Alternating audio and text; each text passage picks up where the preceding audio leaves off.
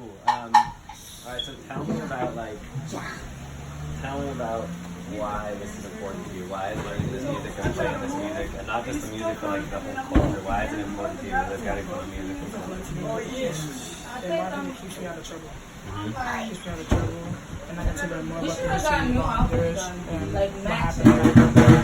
Okay. So that since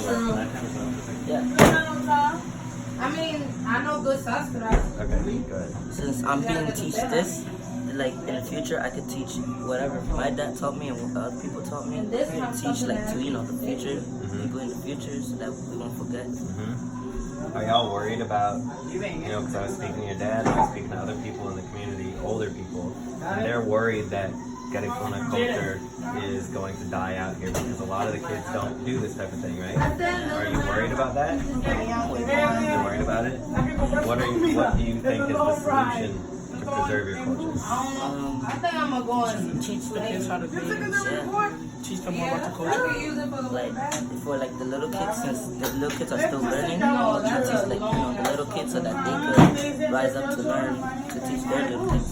So is that part of the reason why y'all think this is important, because it's preserving your culture? Alright, you talked about keeping you out of trouble. A lot of people have also told me that like a lot of the kids are, in gangs and like joining all this stuff in the streets, and there's like a lot of people dying, right? Can you talk a little bit about that? Why is that such a big problem for kids y'all's age in this area, and for Garinagu community kids especially? Dati masih pantau lang.